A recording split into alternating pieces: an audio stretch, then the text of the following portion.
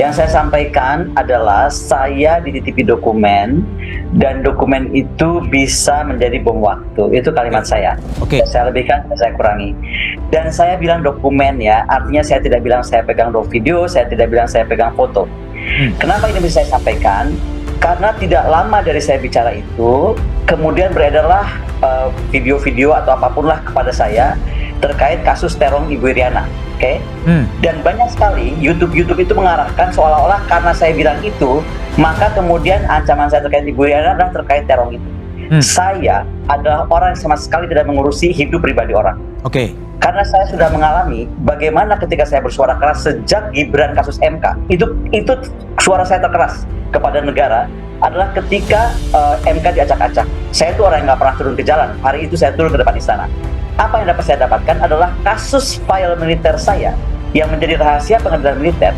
Itu tentang urusan rumah tangga, itu bisa dipublish keluar dan dipakai untuk alat mendiskreditkan. Oke. Makanya saya paling benci hal-hal seperti itu. Dan saya ulangi sekali lagi, yang saya pegang adalah dokumen. Dokumen. Oke. Nah, ya. Pengamat militer Koni Rahakundini Bakri mengungkapkan sebuah hal baru setelah dirinya membuat pengakuan dititipi dokumen milik Hasto Kristianto. Koni juga menyebut dokumen-dokumen yang bisa menjadi bom waktu milik Hasto tersebut terus bertambah. Ternyata banyak dokumen yang tadinya tidak sampai 32 tetapi terus bertambah. Terakhir menjadi 32 karena banyak sekali orang yang datang kepada Hasto dan membawa bukti-bukti dan berkas. Yang kedua, ketika saya menerima dokumen, sudah pasti saya bukan orang bodoh dan Pak Hasto juga orang pinter kan. Kami tidak bisa menerima begitu saja. Pasti ada perjanjian antara kami bahwa saya hanya sekedar dititipi. Sehingga hak untuk mengeluarkan, mengedarkan, memindah tangankan, mentransfer, dan lain dan sebangsanya, itu hanya ada di tangan Pak Hasto Kristianto sebagai pemilik dokumen. Tapi menariknya dari sini adalah begini. Ketika saya baru menyebut begitu, perhatikan misalnya salah satu Twitter kakak Akbar Faisal. Beberapa hari lalu ya, 2 hari lalu. Dia bilang cuma satu kalimat aja, 32 dokumen. Saya langsung telepon Mas Hasto, apa sih nih 32 dokumen? Gitu kan, maksudnya Pak Akbar Faisal ini apa? Ternyata memang banyak dokumen-dokumen yang tadinya tidak sampai 32, yang saya pegang tidak sampai 32. Tetapi itu menjadi 32 karena banyak sekali orang datang kepada Pak Sekjen membawa bukti-bukti dan berkas-berkas lain. Kalau sekarang saya dikejar-kejar, banyak sekali mengejar-ngejar, Bu Koni kalau cinta NKRI ini buka, kan? Koni mengaku dirinya dikejar-kejar setelah membuat pengakuan telah dititipi dokumen yang bisa menjadi bom waktu oleh Hasto. Sampai saat ini, Koni hanya bisa mengingatkan agar jangan sampai ada yang memicu resistensi eksternal untuk hal-hal yang berbeda dengan pemerintahan. Perbedaan pandangan dilakukan sebagai sikap check and balance. Apalagi, usai menyeret nama Iriana, Koni Rahakundini mendapatkan banyak sindiran, salah satunya dari Ketua Umum Solidaritas Merah Putih yang juga relawan Jokowi, Sylvester. Saya berpikir bahwa ini orang nggak bisa dipercaya, ya kan. Pertama, saya juga ganjil gitu loh, dalam ada berapa banyak question mark ya, pertanyaan-pertanyaan. Pertama, kenapa Hasto sebagai sekjen mempercayakan orang ini, sedangkan dia mungkin saya nggak tahu apakah dia orang PDIP atau hanya sekedar simpatisan. Yang saya tahu dulu dia dewan pakarnya Nasdem, tapi kecewa dengan Bang Surya, nggak dapat apa-apa di sana, nggak dapat dubes kah, menteri kah, wakil menteri kah, cabut, ya kan, cabut ke PDIP. Nah, setelah mau cabut PDIP, dia lihat ada kesempatan, opportunity untuk ke Pak Prabowo, Mas Gibran, mendekatlah ke TKN, Mas Rosan yang ketemu, ya kan. Di situ si Koni ngomong bahwa Pak Prabowo, dia memfitnah lagi nih, Pak Prabowo akan hanya 2 tahun dan diracun ya kemarin lah. Pokoknya itu tiba-tiba nanti inilah gitu. Nah, kan dilaporin kabur, termasuk laporan masalah dia menuduh Polres itu bisa mengakses sistem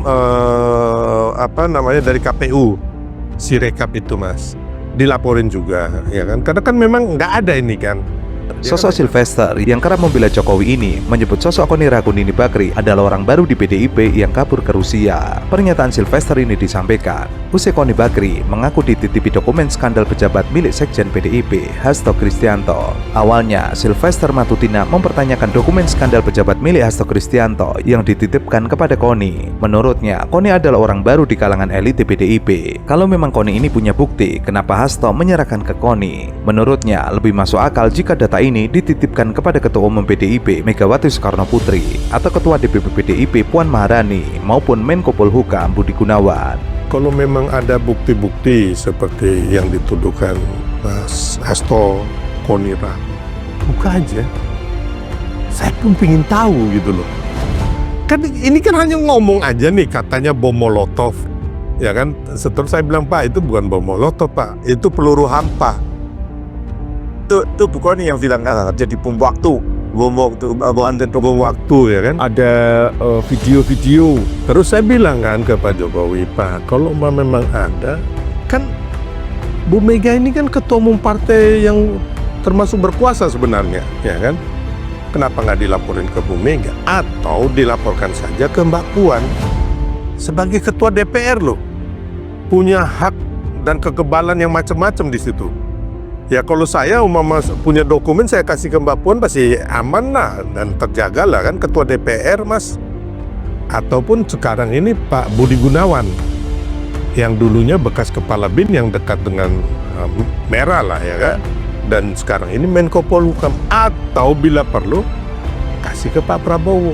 Lebih lanjut, Sylvester menyinggung Koni yang sempat digugat karena dianggap menyebarkan informasi bohong mengenai polisi yang bisa mengakses Sirekap Pemilu 2024. Sylvester menduga Koni ke Rusia untuk menghindari proses hukum atas kasus ini.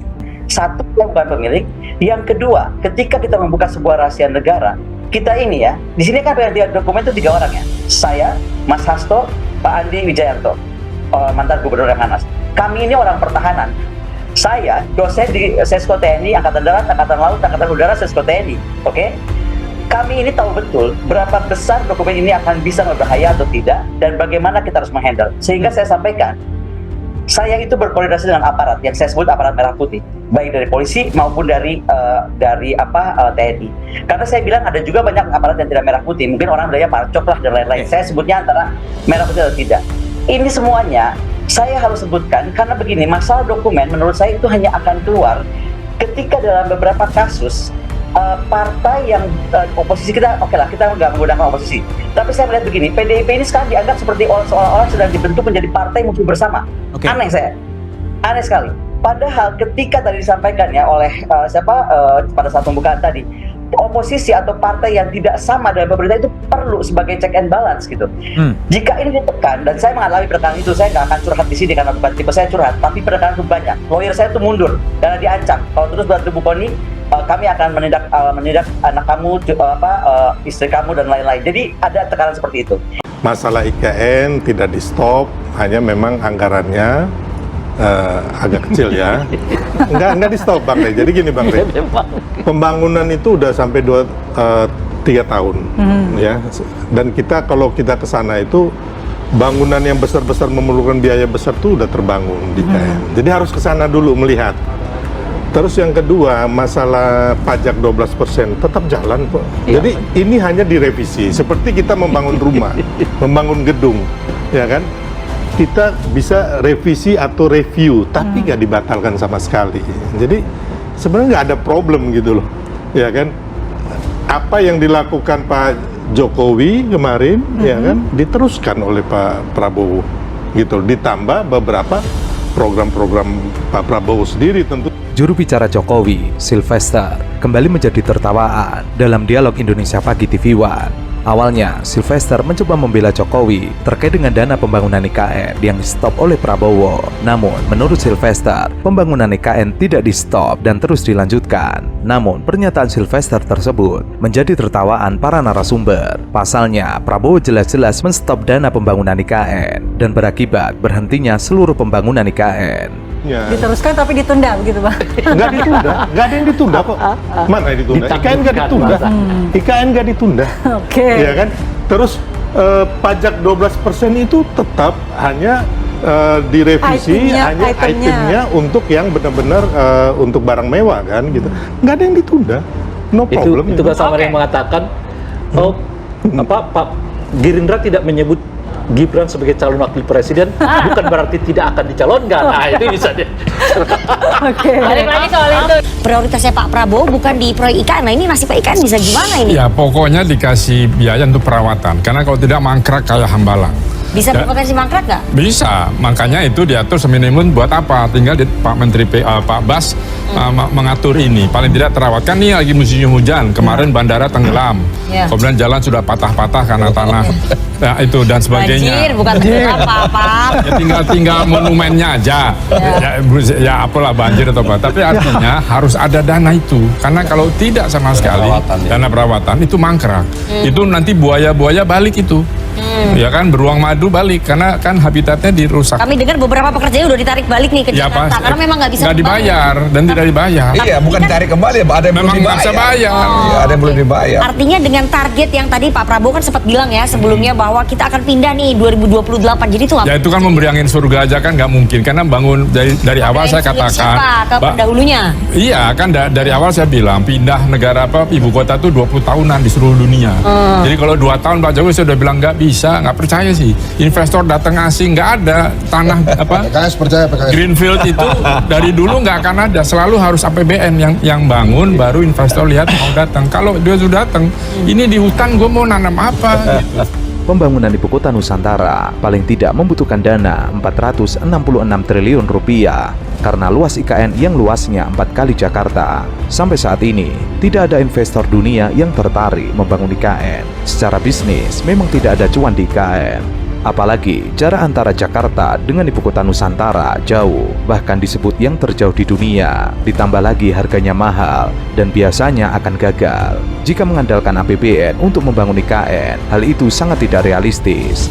Apalagi defisit APBN 2024 akan naik menjadi 609 triliun rupiah atau 2,7% dari produk domestik bruto. Target awal defisit 522 triliun rupiah atau 2,29% dari PDB. Ya Pak Jokowi emang harus ngomong begitu. Cuma kan Nana pertanyaan besarnya dari tadi yang belum terjawab. Kenapa kok tiba-tiba ya konon nih kan sudah oversubscribe, banyak yang datang, investasi ini, investasi itu. Pak Bahlil juga waktu jadi Menteri Investasi kan telah mendatangkan sekian ribu triliun. Terus tiba-tiba hari ini kita bicara pemotongan. Kan bingung kita juga. Yang bohong dulu apa sekarang? Kan gitu jadinya. Itu kan gitu tuh. Jadi kan tiba-tiba pemotongan sih. Kita kan melihat betapa indahnya itu IKN waktu Agustusan kan. Sekarang ada warga baru. Pertama jangkrik, sekarang soang. Datang lagi. Nah ini terus tapi Bang Andi oke juga. Pokoknya saya jamin nggak akan mangkrak. Bagus. Besok pindah. Duluan. Semangat. Biar nggak mangkrak. Jadi maksud saya balik lagi ke Pak Jokowi itu tadi.